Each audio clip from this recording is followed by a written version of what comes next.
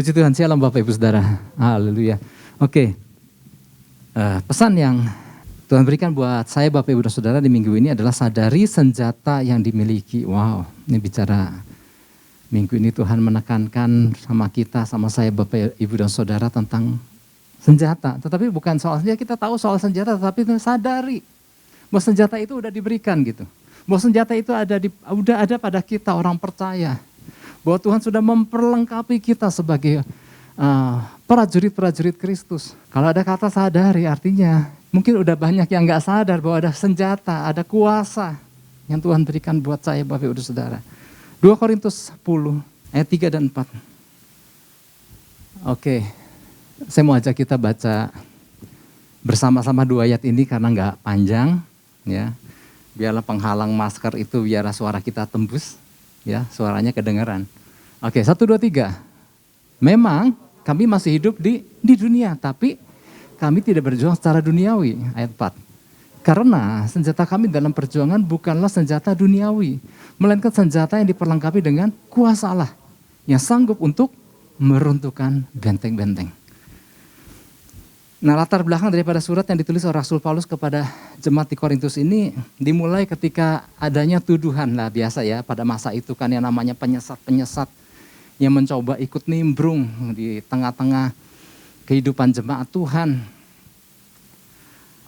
Maka apa mereka melakukan tuduhan-tuduhan terhadap Rasul Paulus ya. Dianggapnya Rasul Paulus tuh beda di belakang sama beda waktu ada orangnya. Beda di suratnya sama beda waktu kenyataannya. Suratnya keras, orangnya lembek katanya gitu ya, kurang lebih seperti itu. Jadi tujuannya buat apa sih? Ada orang memang yang mencoba membuat orang percaya menjadi ragu akan keberadaan Rasul Paulus. Tentang pelayanannya, tentang kepribadiannya, dan tentang kerasulannya sendiri. Dengan tujuan apa? Sehingga orang gak mau lagi dengar dari Rasul Paulus, kan tujuan utamanya kan seperti itu. Jadi ingin mempengaruhi jemaat Korintus supaya tidak mau menerima pelayanan Rasul Paulus. Nah, dalam menghadapi masalah ini, Rasul Paulus apakah melakukan hal yang sama? Kalau engkau jelek-jelekin aku juga bisa jelek-jelekin engkau. Apa yang dilakukan Rasul Paulus? Enggak. Dia tidak menggunakan cara seperti yang orang-orang tersebut lakukan. Yang cara-cara dunia yang umum orang dunia gunakan, melainkan cara apa? Di situ dikatakan dia menggunakan senjata yang diperlengkapi dengan kuasa Allah.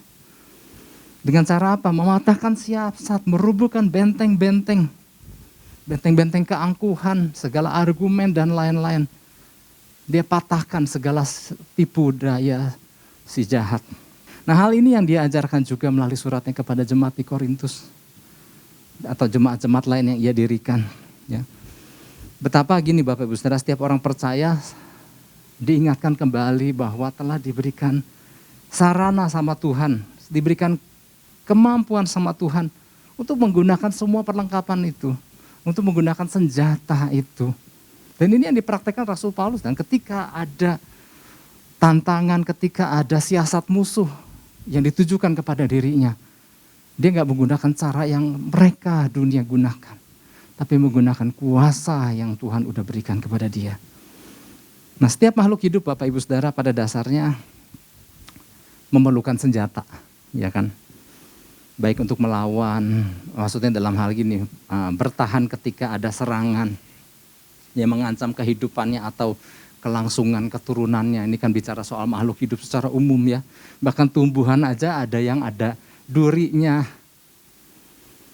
Ya, ini bicara juga soal tentang binatang juga. Memang hampir semua binatang diperlengkapi dengan senjata. Untuk apa? Untuk bertahan hidup melawan predator-predator yang mencoba memangsanya kan. Ya, kecuali ada binatang-binatang tertentu yang kalau kita perhatikan ini kayaknya nggak ada senjatanya. Misalnya kayak domba gitu kan, domba kayak binatang yang lucu. Kita lihat senjatanya di mana gitu ya. Ternyata memang domba kan mungkin termasuk sedikit dari binatang yang nggak punya senjata, nggak tahu ya kukunya gitu ya, saya nggak tahu. Tetapi kalau kita lihat secara keseluruhan, hampir semua binatang kan punya senjata. Rusa aja punya tanduk. Terus apa lagi? Ada yang senjatanya dalam bentuk taring atau kuku, atau racun, atau sesuatu yang dikeluarkan dari tubuhnya. Semua adalah senjata yang digunakan untuk melindungi dirinya. Demikian juga manusia juga diberikan Tuhan dari anggota tubuhnya juga bisa digunakan sebagai senjata kan. Ketika ada sesuatu benda yang dilemparkan terhadap dirinya kan, kita nggak berdiri tegak dan silahkan kena gitu kan, tangan kita berusaha secara refleks akan mencoba melindungi diri kita. Atau kaki kita berusaha untuk lari kalau tidak ada sesuatu yang berbahaya. Nah ini bicara soal umum. Sebetulnya ada satu senjata Bapak Ibu Saudara yang hanya dimiliki oleh orang percaya sebetulnya. Yaitu senjata rohani yang Tuhan udah karuniakan. Agar si orang percaya ini dapat melawan segenap tipu muslihat iblis. Dari serangan-serangan kuasa kegelapan. Dan Tuhan udah berikan itu. Pada waktu Yesus memilih murid-muridnya. Atau di dalam pelajaran dasar ya peperangan rohani. Tuhan Yesus sudah memperlengkapi murid-muridnya dengan kuasa dan otoritas. Dan ini harus disadari oleh setiap kita, orang-orang percaya. Ya. Tuhan juga kasih kita hikmat, Tuhan kasih juga pikiran, akal budi di dalam melangkah, di dalam memutuskan segala sesuatu, di dalam bergerak. Itu adalah salah satu perlengkapan yang Tuhan berikan. Ini belum berbicara tentang Efesus 6, ketopong keselamatan, baju zirah dan lain-lain Bapak Ibu Saudara. Tetapi artinya ada banyak hal, ada banyak perlengkapan yang Tuhan sudah berikan sama kita orang percaya. Nah pesan Tuhannya adalah ini. Tuhan mau kita menyadari tentang siapa sesungguhnya kita di hadapan Tuhan. Bahwa sebagai orang-orang percaya yang telah dilahirkan baru di dalam Kristus, ya kan, kita kan orang-orang percaya yang telah dilahirkan baru dalam Kristus, kita telah diperlengkapi dengan segenap kuasa dari Tuhan. Katakan amin. Wow, sebetulnya kita telah diperlengkapi. Senjata itu udah ada pada kita. Kita adalah laskar-laskar Kristus. Ingat gak beberapa pesan Tuhan yang tahun lalu gitu ya. Di situ kita beberapa kali, bukan tahun lalu ya, 1-2 tahun yang lalu lah, lewat pesannya kita diingatkan bahwa siapa kita? Kita adalah prajurit Kristus. Kita adalah tentara Allah. Dibedakan dari apa sih tentara sama orang biasa? Dibedakan dari perlengkapannya, dibedakan dari peralatannya, dibedakan dari senjata yang dipanggulnya. Nah lewat pesannya ini, Tuhan mau kita orang percaya menyadari, Engkau orang percaya, engkau anak Tuhan, engkau ada kuasa, engkau ada otoritas, engkau ada senjata dari Tuhan. Sehingga kalau kita sadar bahwa kita telah diperlengkapi dengan berbagai senjata yang dahsyat itu, maka cara kita memandang segala sesuatu, cara kita berhadapan akan sesuatu di dalam sebuah berbagai situasi, beda cara menghadapinya. Karena perlengkapan itu sudah diberikan. Kita nggak lagi bersikap seperti orang-orang dunia yang mungkin ya terbirit-birit lari ketakutan dan nggak tahu apa yang harus dilakukan. Nah kita diingatkan lagi sebagai laskar ya kan. Buat apa sih senjata itu, status laskar itu? Ada peperangan yang dihadapi. Ada berbagai peperangan yang harus kita hadapi. Ada benteng-benteng yang harus kita robohkan. Ada kuasa-kuasa si musuh yang harus kita patahkan. Nah, cara kita memerangi tentu berbeda dengan cara yang dilakukan oleh dunia. Nah ada satu lagi Bapak Ibu, melalui pesan ini ternyata Tuhan menekankan juga bahwa sampaikan ini kepada anak-anak, sampaikan ini kepada generasi muda. Karena gini, kalau orang tuanya aja gak menyadari, pasti juga gak mengajarkan kepada anak-anaknya. Dan akhirnya muncullah generasi-generasi lemah yang tidak berdaya ketika menghadapi berbagai situasi. Karena nggak menyadari ada kuasa, nggak menyadari ada senjata yang Tuhan sudah berikan. Nah Tuhan mau kita membagikan ini, mengajarkan kembali kepada diri kita dan anak-anak kita. Sehingga generasi muda, sehingga gereja yang isinya terdiri dari generasi tua sampai generasi muda sadar ada kuasa. Sadar ada senjata. Tujuannya apapun tantangan yang dihadapi, problema apapun, gangguan apapun. Semua dihadapi dengan cara Tuhan, hikmat Tuhan, kuasa Tuhan. Nah ini membedakan kita dari cara yang dilakukan dunia. Mungkin Tuhan lagi ngingetin beberapa minggu terakhir kan ada cara dunia, ada cara Tuhan di dalam berbagai keadaan. Mungkin kali ini tentang hal-hal menggunakan senjata di dalam menghadapi segala situasi. Kita nggak pakai lagi cara-cara umum, cara-cara dunia. Kalau kita nggak ajarkan itu, generasi muda orang percaya akan menjadi generasi yang lemah dan kalah, ya, karena nggak mampu berperang. karena nggak menyadari kuasa yang Tuhan sudah berikan. Dan jangan sampai orang-orang percaya hanya akan menjadi korban terus. Padahal kita ditugaskan di dunia ini. Ada utusan kerajaan sorga yang telah diberikan kuasa. Seorang duta besar aja yang ditempatkan Tuhan di sebuah negara. Diperlengkapi dengan berbagai hal loh. Imunitas, perlindungan, kuasa, dan lain-lain. Dan kecukupan, dan lain-lain. Oke, beberapa prinsip yang perlu kita pahami berkaitan dengan pesan Tuhan yang Tuhan berikan ini. Yang pertama adalah gini, mengenali wilayah. Wilayah pasti mengenali wilayah peperangan, atau kita mengenali wilayah peperangan akan menentukan sikap dan senjata yang digunakan. Kenali wilayah yang kita tinggali ini wilayah apa. Kalau kita ingat Bapak Ibu Saudara di dalam kalimat pembukaan di dalam kelas dasar-dasar peperangan rohani, bahwa setiap orang percaya ketika dilahirkan baru di dalam Kristus, ia sudah ada di tengah-tengah medan peperangan. Siap gak siap, percaya gak percaya, mau lagi mood atau gak lagi mood, kita ada di tengah-tengah medan peperangan yang mana musuh gak pernah menunggu, oh kalian lagi gak siap ya? Oke, aku tunggu deh. Enggak, kita berhadapan dengan si kuasa kegelapan, si kuasa jahat. Siap gak siap, percaya gak percaya, dia sikat kita. Dia akan habiskan kita. Jadi kita harus menyadari bahwa kita ini ada di wilayah mana. Oke, 2 Korintus 10 ayat 3. Di situ dikatakan memang kami masih hidup di dunia. Ya, kita masih hidup di dunia. Tapi kita harus menyadari, ngapain kita di dunia? Karena tugas. Warga kerajaan surga ditempatkan di bumi. Betul, kita masih hidup dalam dunia, tapi kami tidak berjuang secara duniawi. Kata berjuang itu kami gak berperang secara duniawi. Nah, jadi lewat pesannya di poin yang pertama ini, kita lagi diingatkan, meskipun semua mungkin tampak sepi, jalanan sepi meskipun udah mulai ramai. Meskipun gak seperti apa yang terjadi di Afghanistan, orang lagi rusuh. Bukan artinya kita ada dalam keadaan, oh gak ada peperangan gitu. Karena peperangan itu kan gak terlihat secara mata jasmani. Tapi sadari bahwa inilah medan peperangan, medan pertempuran. Dimanapun Tuhan tempatkan kita. Di kota, di wilayah, di mana kita Bapak Ibu Saudara tinggal. Ada tugas di situ.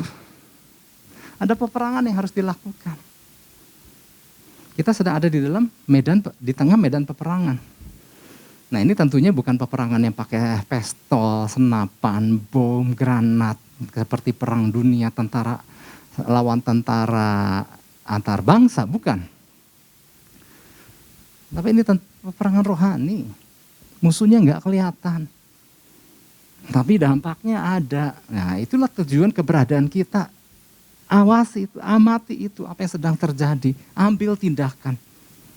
Karena gini Bapak Ibu Saudara, saya sempat menyadari bahwa itulah sebabnya Tuhan kasih kita pesan ini. Karena gini, tanpa disadari loh. Di zaman sekarang, gereja-gereja banyak yang nggak menyadari tentang yang namanya peperangan rohani. Bahkan di kelas kuliah ada teman-teman mahasiswa yang berkata, ketika jaringan Zoom terganggu, ayo orang Pentakosta tengking, seperti jadi bahan guyonan. Jadi ternyata, yang nengking itu orang Pentakosta sama karismatik aja ya. Betapa lemahnya gereja-gereja lain gitu kan. Kalau mereka hanya menyadari kalau yang namanya peperangan, nengking sana nengking sini hanyalah orang Pentakosta dan karismatik. Buat saya bangga. Oh iya, kami berperang. Tapi memang bukan yang asal nengking gak ada juntrungannya, segala ditengking.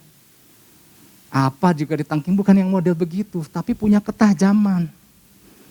Mana yang kuasa gelap lagi beraksi dan kita lakukan sesuatu tindakan di situ.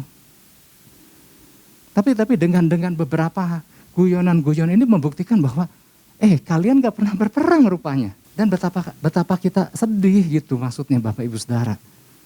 Tujuan keberadaan gereja menjadi kabur. Kami kan dari denominasi yang gak berperang.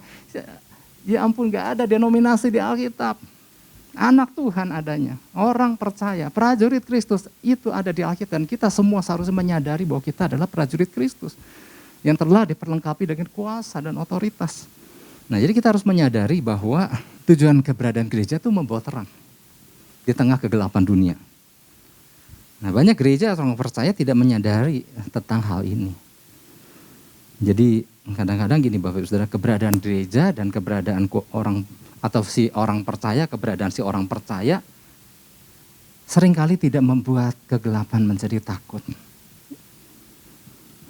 Bahkan gereja dan kuasa kegelapan bisa tinggal bertetangga tanpa ada yang mengusik. Menyedihkan nggak? Menyedihkan loh Bapak Ibu Saudara. Seorang hamba Tuhan namanya Dr. R.L. Heimers. Dia bilang gini, gereja telah menganggap dunia sebagai taman bermain dan bukan medan pertempuran. Dia sendiri berkata bahwa ya ampun ketika dia mengamati gereja di mana-mana katanya. Gereja menganggap dunia tempat bermain, tempat yang lucu, tempat yang dia nggak menyadari ada bahaya yang mengancam. Gereja menganggap dunia adalah tempat yang aman. Ya, jadi ketika gereja melihat ada anak-anak muda yang mengalami keterikatan narkoba, gereja hanya menganggap, oh kasihan ya. Ketika gereja melihat ada seks bebas di mana-mana, oh nggak apa-apa, anak muda mah diberikan punya kebebasan untuk memilih. Ketika gereja melihat banyak kriminalitas terjadi, iya ya mungkin karena ya mungkin temannya kan dari berbagai kalangan gitu. Gereja sangat bertoleran sekali dengan kejahatan. Sehingga hamba Tuhan ini melihat bahwa ternyata ya ampun, banyak gereja menganggap bahwa dunia udah jadi tempat yang lucu, bukan medan peperangan lagi. Bahkan dia berkata gini, bahkan sekolah-sekolah Alkitab terkenal, sekolah-sekolah seminari terkenal. Pada tahun, saya nggak sebut namanya ya, pada tahun 2016 ada sekolah-sekolah yang menghasilkan hamba-hamba Tuhan yang terkenal. Kalau saya sebutkan mungkin pada kenal lah nama seminari ini. Pada tahun 2016 telah mengizinkan adanya minuman keras dan rokok di seminari, termasuk para dosennya. Bahkan ketika mengadakan bedah buku rohani, di situ ada istilah bir, Alkitab, dan persaudaraan. Di dalam membedah buku rohani. Saudara, ternyata buat dia, buat kita, buat saya, buat kita semua, mesti hal ini mengagetkan. Ya ampun, kalau gereja, kalau seminari aja udah kayak begitu, apa yang dia mau hasilkan? Akhirnya menghasilkan generasi-generasi atau pribadi-pribadi hamba-hamba Tuhan yang akhirnya cuma jago ngomong doang.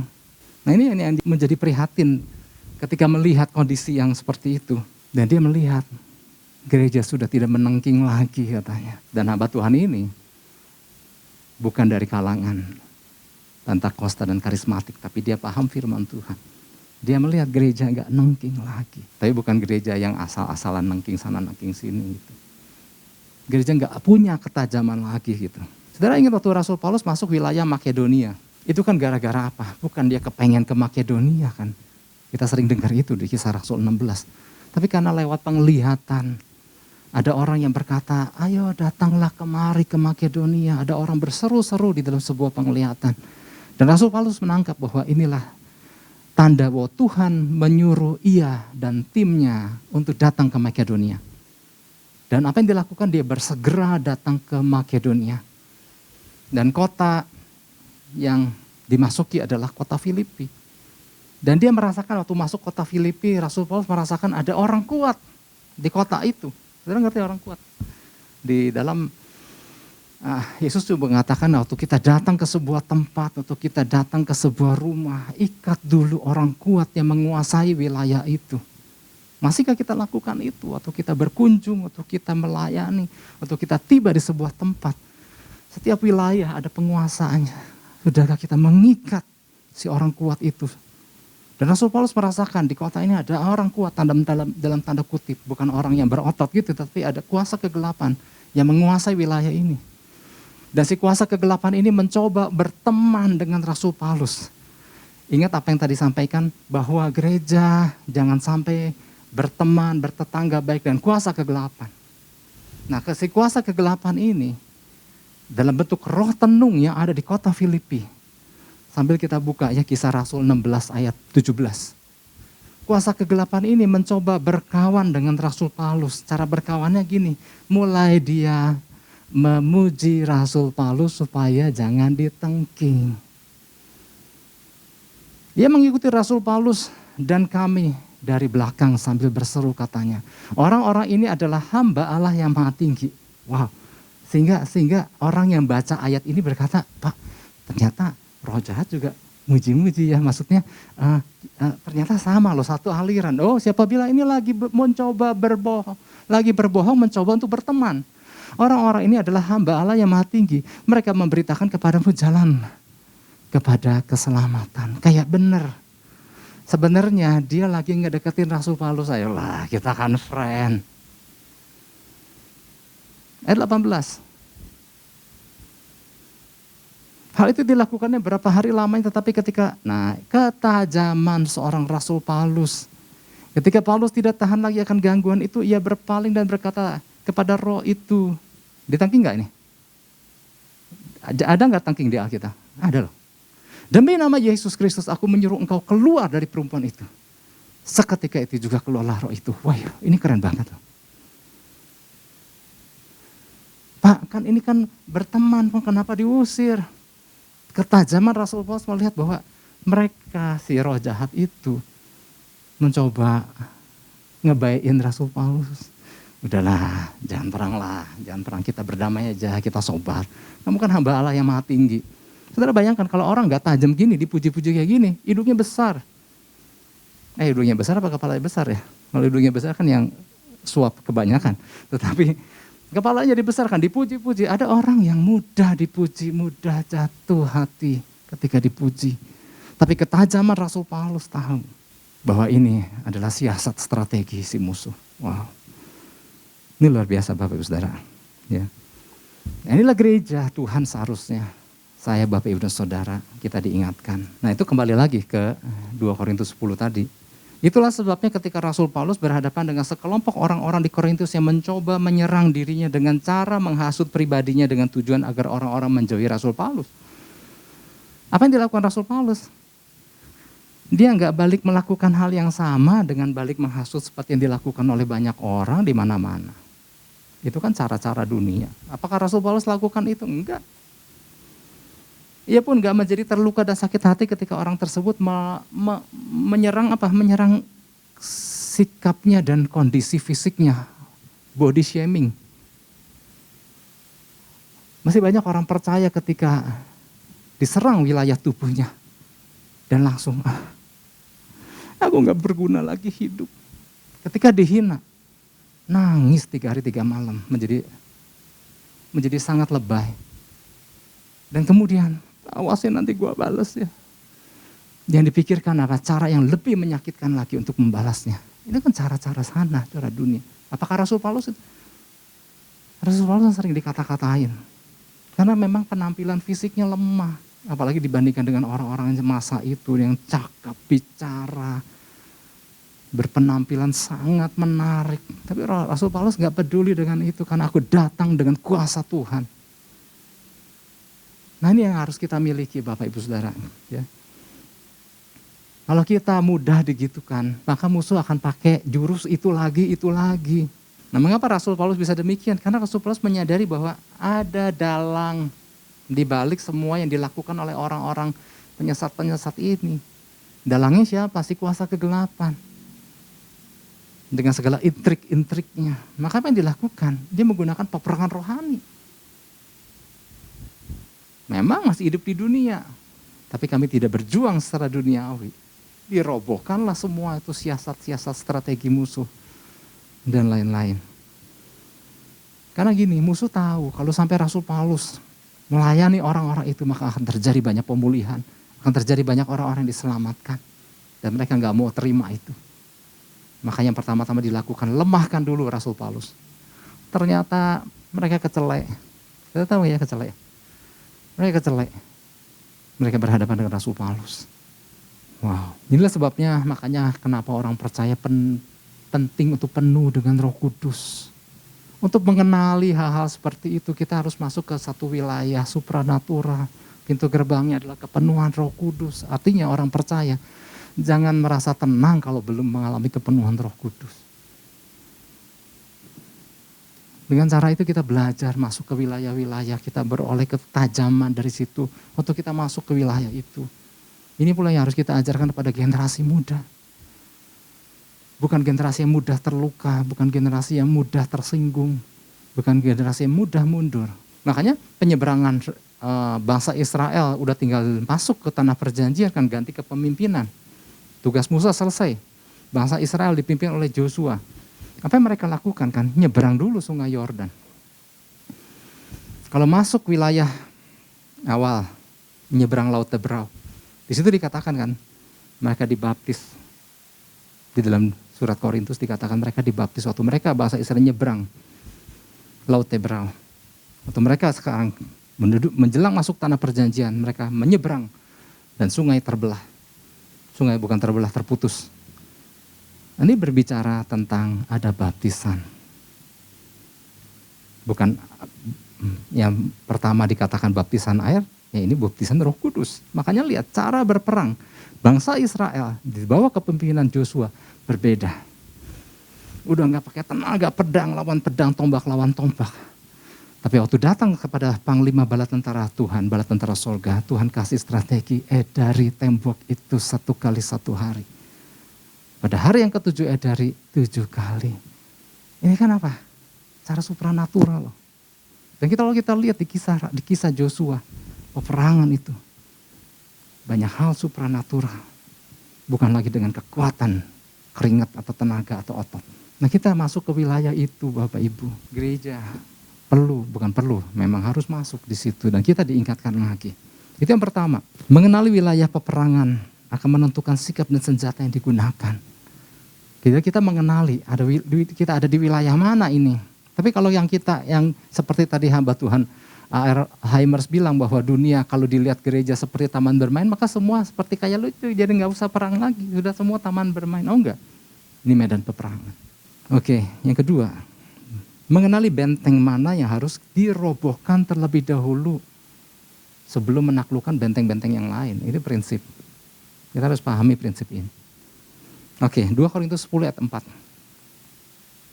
Ini udah dibaca di awalnya, karena senjata kami dalam perjuangan bukanlah senjata duniawi, melainkan senjata yang diperlengkapi dengan kuasa Allah yang sanggup untuk meruntuhkan benteng-benteng. Udah bicara benteng-benteng. Oke, jadi kesambung Joshua tadi ya. Waktu Joshua masuk ke wilayah di tanah perjanjian, mereka enggak serta-merta tinggal menikmati bagi wilayah di tanah itu, menikmati negeri yang berlimpah susu dan madu. Apakah seketika langsung mereka lakukan itu, nikmati itu? Enggak. Ada wilayah-wilayah yang harus mereka taklukkan terlebih dahulu. Ada benteng-benteng musuh. Benteng-benteng yang perlu dirobohkan. Belum apa-apa waktu menginjakkan kaki di tanah perjanjiannya udah berhadapan dengan tembok Jericho. Yang terkenal besar dan tebal dan tinggi itu.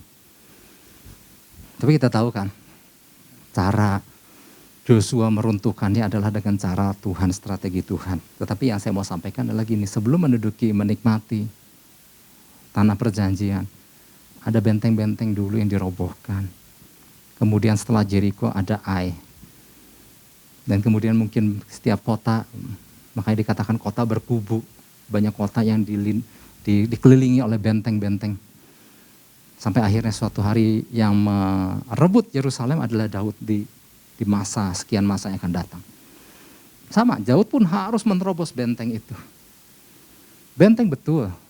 Untuk sebuah kota, benteng berbicara sebuah tembok yang terdiri dari batu-batu besar yang disusun.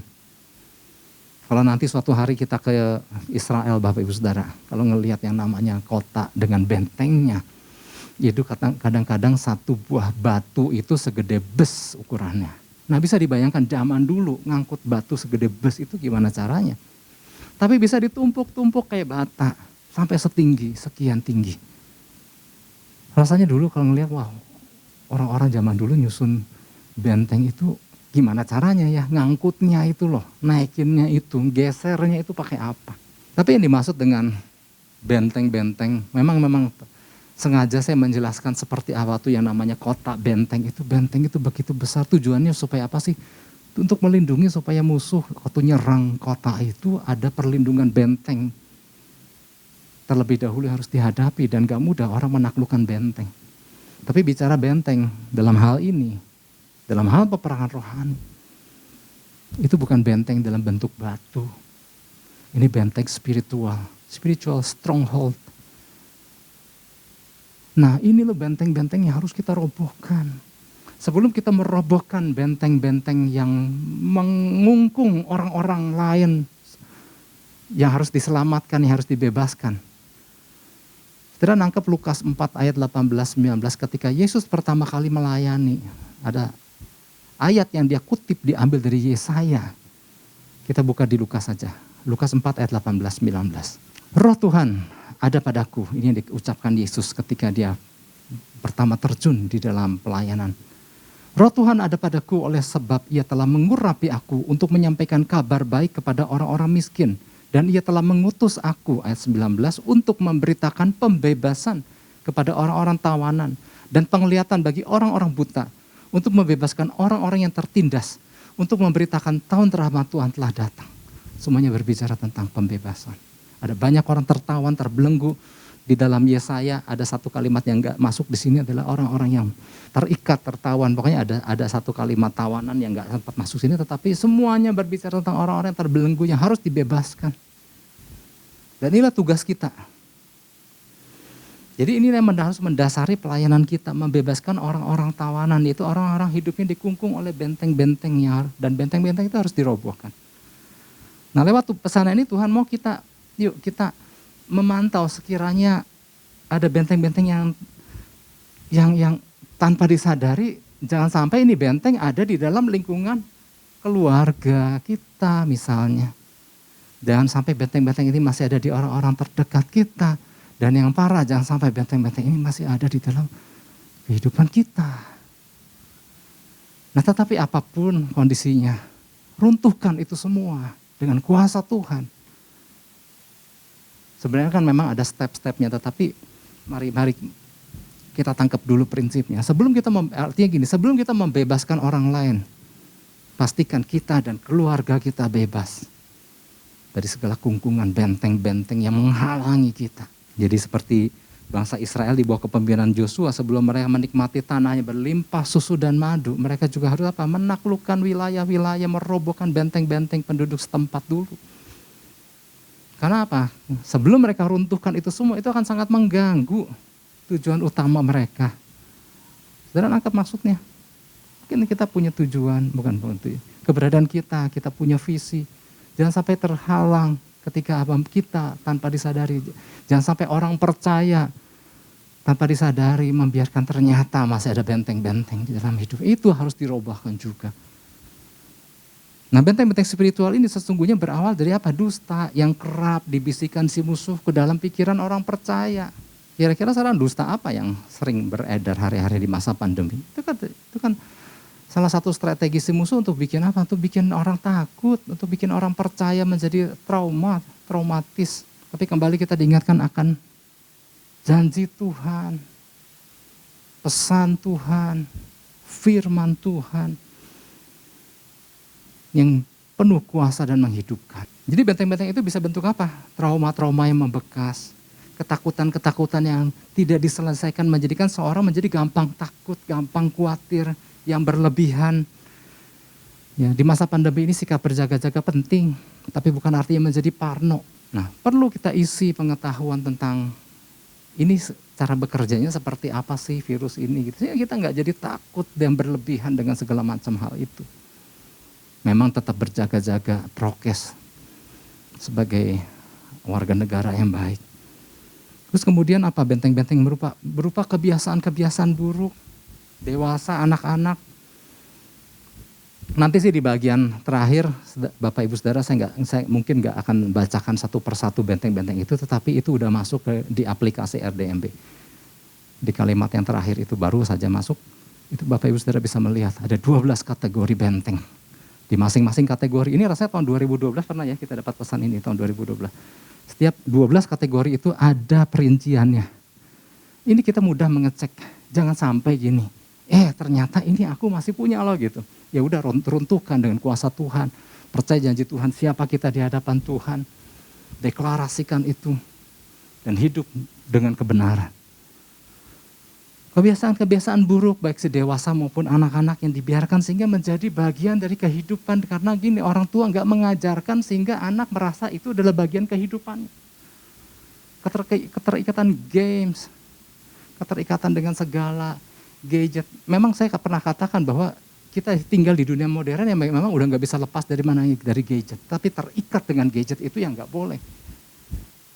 Kalau saya perhatikan karena kalau ada orang bawa anak gitu ya, orang tuanya bilang tuh nak lucu itu apa anak ini selalu begini tuh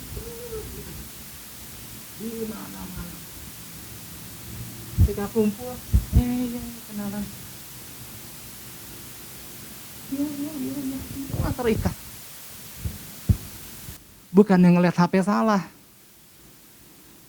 tapi keterikatan lah yang menjadi benteng.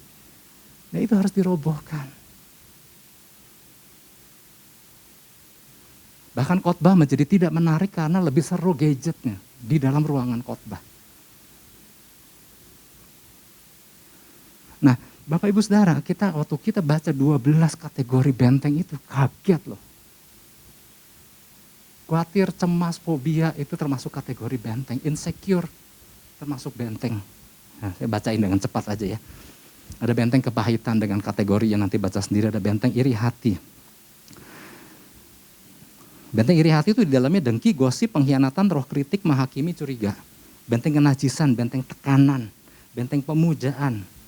Nah benteng pemujaan kan ini yang coba si roh tenung itu mencoba mendekati Rasul Paulus dengan apa? Benteng pemujaan. Dipuja-puja karena memang ada banyak orang percaya yang senang dipuja-puja. Kali aja nih Rasul Paulus kecantol nih jadi teman sama aku. Ternyata dia bukan tipe yang seperti itu. Karena dia tahu kebenaran gitu maksudnya. Terus benteng penolakan, benteng ketidakamanan, insecurity, benteng pemberontakan, benteng penipuan atau ketidakjujuran, benteng kontrol atau kendali, benteng kesombongan, dan benteng ketakutan. Nah Bapak Ibu Saudara nanti perinciannya ada, bisa lihat sendiri di aplikasi RDMB. Kalau masuk di broadcast ini menjadi panjang banget. Nah Bapak Ibu Saudara, saya mau akhiri dengan begini. Bicara soal kerajaan Allah, berbicara soal kuasa dan otoritas. Karena kerajaan Allah bukan soal perkataan, tapi soal kuasa. Kita harus sadari, kalau kita bagian daripada kerajaan surga, sadari ada kuasa otoritas. Ada persenjataan yang Tuhan sudah berikan sama kita. Nah, inilah saatnya gereja menyadari kembali gereja adalah perwakilan surga di bumi. Gereja yang berotoritas, bukan gereja yang lemah, bukan gereja yang cuma bergerak mengikuti kebiasaan dunia. Saudara bayangkan, salah satu hamba Tuhan yang tadi saya sebutkan ya, R.L. Heimers, dia bilang, gereja memasukkan dunia untuk menarik orang masuk. Jadi gereja mencoba berkawan. Kalau tadi roh tenung mencoba berkawan, di masa sekarang gereja mencoba berkawan dengan si gelap, dengan si dunia. Inilah saatnya gereja bergerak dengan kuasa dan otoritas. Gunakan kuasa itu. Yang ngerti katakan amin dan beri tepuk tangan buat Tuhan Yesus. Haleluya.